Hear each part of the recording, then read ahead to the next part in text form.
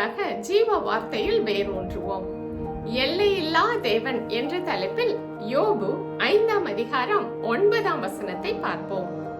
ஆராய்ந்து முடியாத பெரிய காரியங்களையும் எண்ணி முடியாத அதிசயங்களையும் அவர் செய்கிறார்.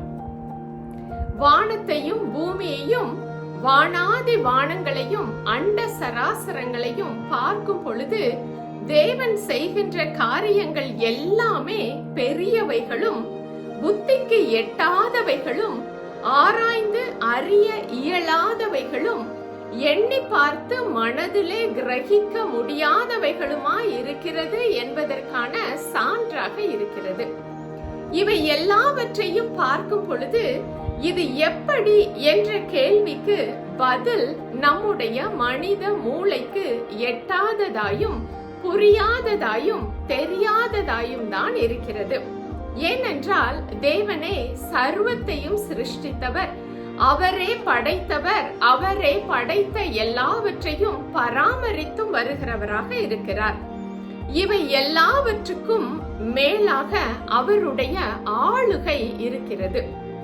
எனவேதான் அவருடைய அற்புதங்கள் எல்லாமே இயற்கையின் மேலேயும் இருக்கிறது, வியாதிகள் மேலேயும் இருக்கிறது, பிசாசு பிடியில் இருந்து விடுதலையின் மேலும் இருக்கிறது, ஆவி ஆத்மா சரீரத்தை உயிர்ப்பிப்பதின் மேலேயும் இருக்கிறது. தேவனுடைய வல்லமை உள்ள வார்த்தைகள் ஊடுருவி செல்ல முடியாத இடமே கிடையாது. தேவன் ஆவியாய் இருப்பதினால் அவர் ஆவி மண்டலத்திலே செயல்படுகிறவராக இருக்கிறார். இந்த ஆவி மண்டலம் எல்லைகளுக்கு உட்படாதவைகளாய் இருக்கிறதினால் தேவனுடைய கரத்தின் கிரியைகள் எல்லாமே எல்லைகளுக்கு உட்படாதவைகளாய் இருக்கிறது. தேவன் இந்த ஆவி மண்டலத்திலே அவருடைய வாயிலிருந்து உச்சரிக்கப்படும் ஒவ்வொரு வார்த்தைகளும் இந்த நிஜ உலகிலே அப்படியே செயலாகுகின்ற வல்லமை உள்ளதாக இருக்கின்றது. இவை எல்லாமே அப்படியே நிறைவேறும் ஆற்றல் உடையதாக இருக்கிறது. எனவேதான் அவர் காற்றையும் கடலையும் அதட்டுகின்றார், கடலை பிளந்து வெட்டாந்திரையை போல ஆக்குகின்றார். அவர் 5 அப்பத்தையும் 2 மீனையும் வைத்து 5000 பேரை போஷித்து மீதியான கூடைகளை அள்ளும்படியான ஆசீர்வாதத்தையும் கொடுக்கின்றார். வியாதியஸ்தர்கள் மீது தன்னுடைய கரத்தை வைத்தவுடன் ஒரே ஒரு தொடுதலிலேயும் ஒரே ஒரு வார்த்தையிலேயும் சுகத்தை கொடுக்கிறவராக இருக்கிறார். பிசாசின் பிடியில் இருப்பவர்களை தன்னுடைய வார்த்தையினாலே பிசாசை துரத்துகின்ற வல்லமை உடையவராக இருக்கின்றார். மரித்தவர்களை உயிருடன் எழுப்பும் ஆற்றல் உடையவராக இருக்கின்றார். நம்முடைய ஆவி ஆத்மா சரீரம் இவற்றையும் அவர் வாழ வைக்கிறவராக இருக்கிறார். உணர்வடைய செய்து நம்மை புது சிருஷ்டிப்பாக மாற்றுகிறவராக இருக்கிறார். இந்த தேவனுடைய வல்லமைகள் குறைந்து போகவில்லை.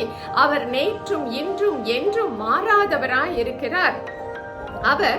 அவர் இந்த வசனம் சொல்லுகிறது, அவர் செய்கிறார் என்று. அப்படி என்றால் அவர் அன்று எப்படி செய்தாரோ அதே போலதான் இன்றும் அவர் செய்யும் வல்லமை உள்ளவராக இருக்கின்றார்.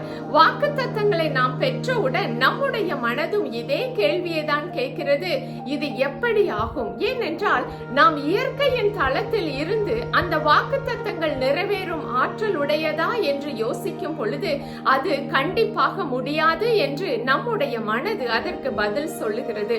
ஆனால் இந்த வாக்குத்தத்தத்தை கொடுத்த தேவனோ மகா வல்லமை உள்ளவர், சர்வத்தையும் தன்னுடைய ஆளுகைக்குள்ளாக வைத்திருக்கிறவராய் இருக்கிறார். இந்த தேவனுடைய வல்லமைகளையும் அவருடைய தன்மைகளையும் அவருடைய தரத்தையும் நாம் அறிய அறிய நமக்கு கொடுக்கப்பட்டிருக்கும் வாக்குத்தத்தங்கள் எல்லாமே தேவனால் லேசாக நிறைவேற்ற முடியும் என்பதை நம்மால் புரிந்து கொள்ள முடியும். அவருடைய தளத்தில் இருந்து பார்க்கும் பொழுது நமக்கு கொடுக்கப்பட்டிருக்கும் வாக்குத்தத்தங்கள் எல்லாமே அவரால் லேசாக செய்ய முடிகிறதாக இருக்கிறது. இந்த தேவன் அசாத்தியமானவைகளை லேசாக செய்துவிட்டு நம்மை பிரமிக்க வைத்து நம்மை வாழ வைக்கிற தேவனாக அவர் இருக்கிறார். அவருடைய கைகள் குறுகி போகவில்லை. எனவேதான் இந்த தேவனை நாம் விசுவாசித்து எல்லைக்குள் இயங்கும் நம்மை அவருடைய பாதத்திலே தாழ்த்தி ஒப்பு கொடுத்து, இந்த எல்லையில்லா தேவன் ஆராய்ந்து முடியாத பெரிய காரியங்களையும் எண்ணி முடியாத அதிசயங்களையும் நம்முடைய வாழ்க்கையிலே தொடர்ந்து செய்வதை நாம் பெற்று அனுபவிக்க கர்த்தர் கிருபை செய்வாராக. ஆமென்.